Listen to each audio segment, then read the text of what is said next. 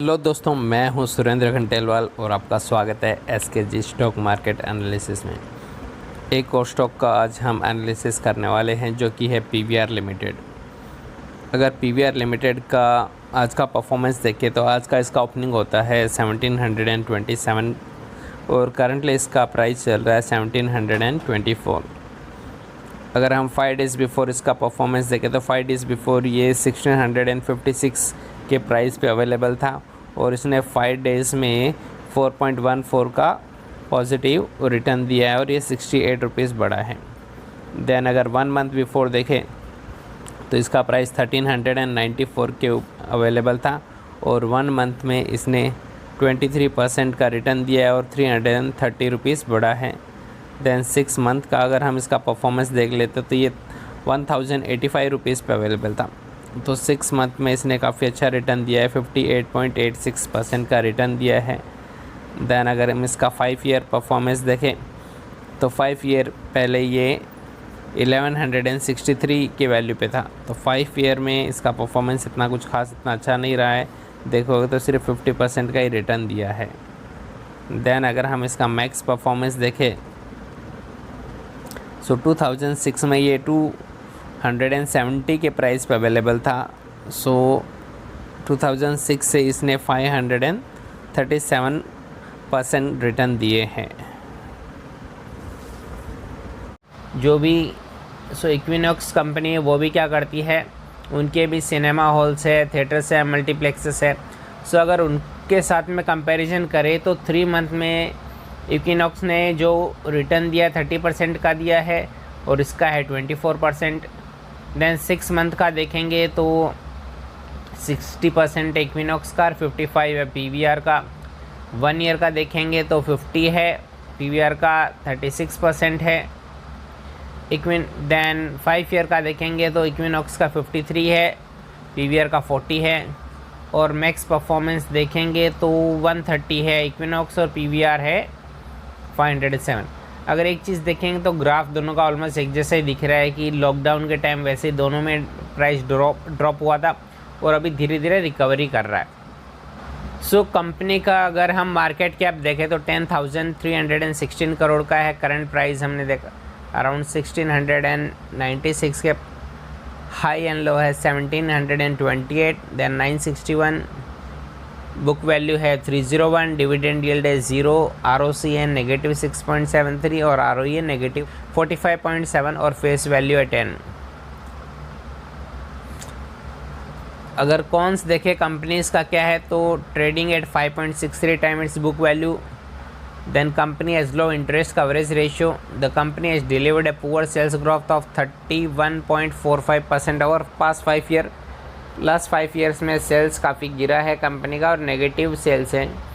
Promoter holding is low 17.06, तो promoter का जो होल्डिंग है सिर्फ 17% है। Then company has a low return on equity. So company जो लास्ट 3 ईयर्स का इक्विटी रिटर्न है वो भी नेगेटिव है 12% का। देन जो earning include and other income of 459 crore. So जो मेन बिजनेस है उसके अलावा यहाँ और इनका जो इनकम आ रहा है वो 459 करोड़ है। Then debtors days has increased from 27 to 40 days. Promoter holding has decreased over last 3 years और 3% से उन्होंने अपने शेयर्स डिक्रीज़ कर दिए हैं। सेल्स का अगर परफॉर्मेंस देखें तो सेल्स 2018 में अगर देखोगे तो इसका सेल्स अराउंड 709 करोड़ था। फिर दिसंबर मार्च में 838, फिर जून में 880, फिर 2019 अगर हम देखें तो 880 हुआ, फिर 973 करोड़ हुआ, फिर 916। देन कोरोना का इम्पैक्ट स्टार्ट होता है यहाँ से 2020 बिगनिंग से और उसके बाद में तो ये बिज़नेस संभला ही नहीं है। सो ये इनिशियल क्वार्टर इसमें भी कोरोना इम्पैक्ट आया था और यहाँ से तो फिर मेन पूरा इम्पैक्ट आ ही जाता है, जिसकी वजह से देखोगे तो सिर्फ 13 करोड़ का सेल्स हुआ है 45। देन फिर से थोड़ा यहाँ पे ओपन होने की कोशिश की थी और फिर से यहाँ पे वापस से फर्स्ट क्वार्टर में फिर से कोरोना इम्पैक्ट हुआ और सब बंद हो गया। तो एक डेढ़ साल से तो काफ़ी ज़्यादा ही इम्पैक्ट हो रहा है, लेकिन उससे पहले का परफॉर्मेंस ठीक है, ग्रोथ इतना ज़्यादा नहीं लेकिन ठीक था। और ये देखेंगे तो ये टाइम पे तो नेगेटिव ही है। जून क्वार्टर से अगर हम देखें तो बिज़नेस पूरा बंद पड़ा है इनका, तो सारा नेगेटिव में ही है इनका। जो प्रॉफिट है सारा लॉस ही है, प्रॉफिट कुछ भी नहीं हो रहा है। देन ओवरऑल अगर हम इनका नेट प्रॉफिट देखें तो लॉस है। ये क्वार्टर में 219 करोड़ का लॉस हुआ है, देन 289 है, देन 49, देन 184। सो काफ़ी भारी लॉस होते जा रहा है कंपनी को। उससे पहले देखेंगे तो 35 का था, बढ़ के 52 हुआ, 46 हुआ, 18, 48, 36। और अगर हम ये देखें मार्च जो कोरोना के बाद में, तो काफ़ी ज़्यादा ही ये पूरा लॉस में ही चल रही है कंपनी। सो डेटा के हिसाब से देखें तो कंपनी काफ़ी लॉस में है। सो अभी कुछ और देख लेते हैं हम लोग।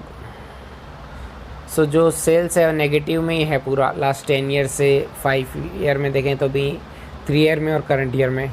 जो प्रॉफिट है वो भी पूरा नेगेटिव ही है, कुछ भी प्रॉफिट नहीं हो रहा, पूरा लॉस ही हो रहा है। स्टॉक का प्राइस है वो बढ़ा है 32% से 10 ईयर्स में, 5 ईयर में 8% से, 3 ईयर में 11% और 1 ईयर में 34%। देन रिटर्न ऑन इक्विटी भी पूरा नेगेटिव है। अगर कंपनी का रिजर्व देखे सो कंपनी के पास जो रिजर्व्स है करंटली 1773 करोड़ के हैं, लेकिन उसके मुकाबले में अगर कंपनी पे कर्ज़ा देखेंगे तो वो ज़्यादा है, 5000 करोड़ का कर्ज़ा है। सो कर्ज़ा ज़्यादा है रिजर्व से कंपैरिजन में।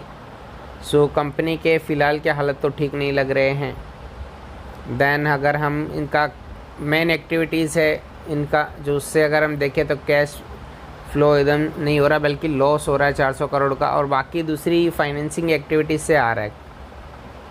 सो मेन ऑपरेटिंग जो बिज़नेस है उससे कैश नहीं आ रहा है इनको। देन अगर हम इसका शेयर होल्डिंग अगर पैटर्न देखें